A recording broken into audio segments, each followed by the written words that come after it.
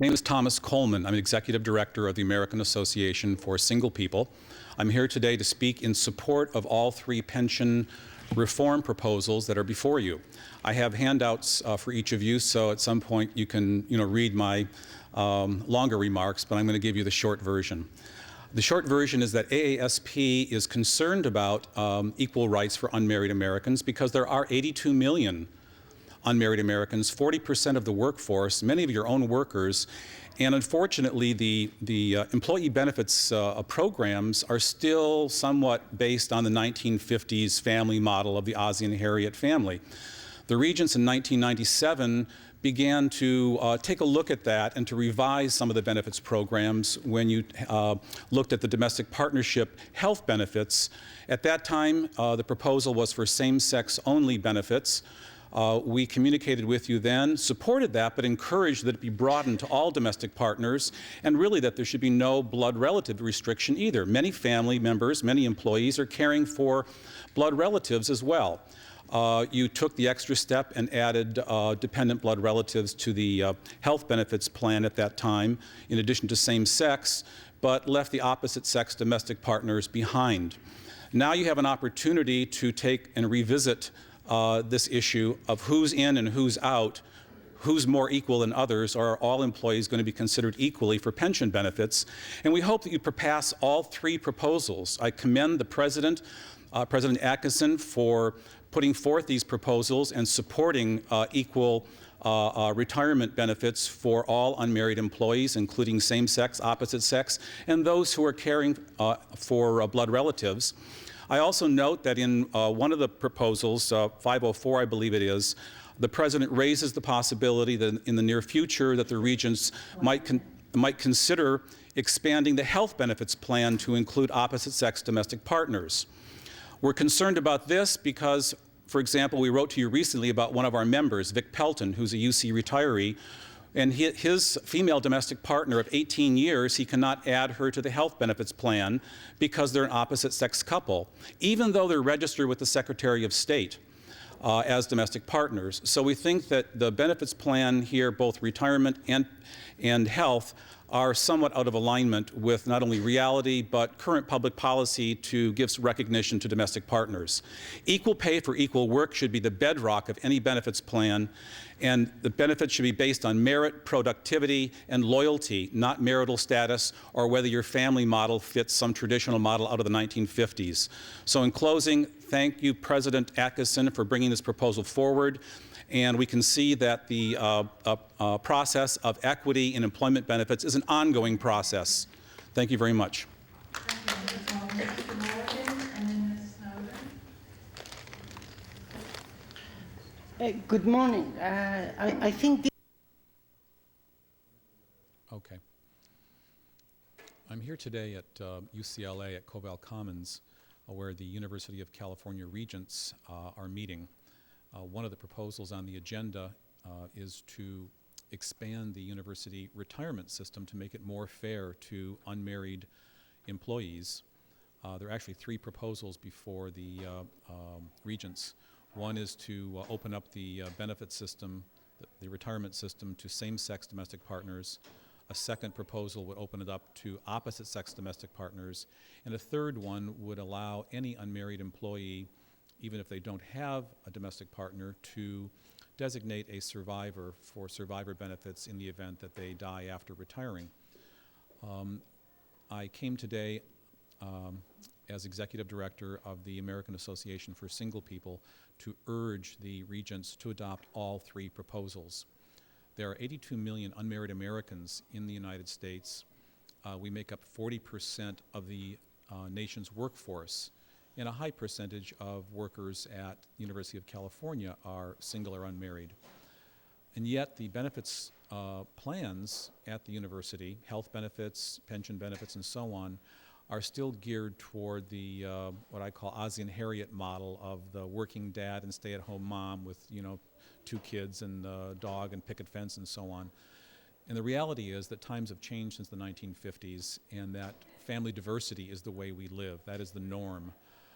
There are many different types of living arrangements, and the living arrangements of unmarried people vary considerably. Some have a same-sex domestic partner. Some have an opposite-sex domestic partner. Others are living alone. Others live with blood relatives that they care for or care for them. And so, really, to be fair, if equal pay for equal work is going to be the bedrock principle of a benefits plan, and I think most people think that is the way it should be, the benefits plan has to be adjusted so that everybody is treated fairly and as equally as possible. So we hope that the regents will vote yes on all three proposals today and move the benefits plan into the next century and away from the 1950s model.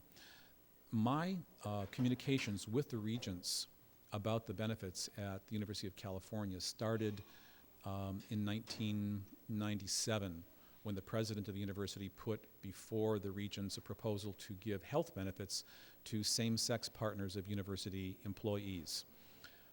At that time, our association urged the regents to go further than that was a sexist model, that to limit it to same-sex only and not to allow opposite-sex domestic partners to have such benefits was sexist and possibly illegal. The regents partially listened to us and opened it up so that any employee who had a same-sex partner or a dependent blood relative could put that a person on the health benefits plan, but they did not include opposite-sex domestic partners. We have since communicated with the regents on several occasions about broadening the health benefits plan. One of our members, whose partner works at the University of California at Berkeley, couldn't get her partner on the plan, the health plan. And then more recently, one of our members, who's a retiree of University of California, has his partner Jean has been with him, or they've been together for 18 years. And yet he can't put her on the health benefits plan. He could if they were of the same sex, but because they're opposite sex partners, they can't. So we've continued to communicate with the regents about this. As a matter of fact, our last newsletter that we put out in spring, in March, we devoted a page of the newsletter to Vic Pelton and his partner, their case. AASP assists California members seeking equal retirement benefits. It includes our letter to the regents, which we sent to every one of the regents, and his letter to the regents asking for benefits. And now, here a few months later, we're back again addressing the regents. This morning it was the public session of the regents on the retirement plan.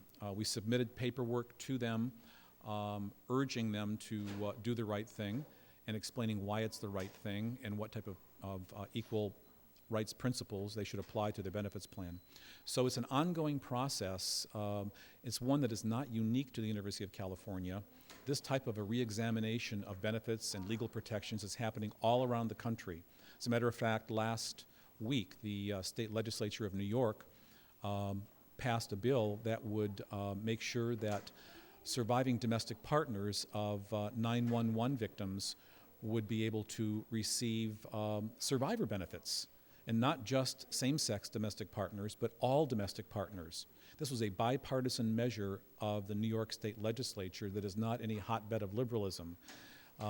Also, last week, the state legislature in Connecticut passed a law that would allow an unmarried adult to designate one other person to be their primary caregiver, to be able to visit them in hospitals, make medical decisions for them, and so on, certain basic humanitarian protections that a person should be able to designate somebody else.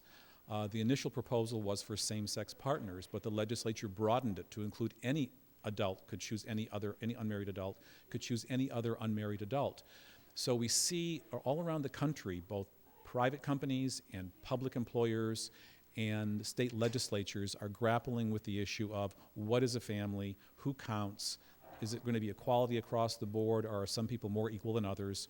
And AASP is right there fighting for the rights of the 82 million unmarried Americans, whether they live alone, with a partner, with a family member, or a roommate, for equal rights. There should be no discrimination against unmarried people as workers, as taxpayers, or as consumers, and we're going to be there to make sure that that happens. It may be a long battle, but with the support of unmarried people around the country, we can do it together.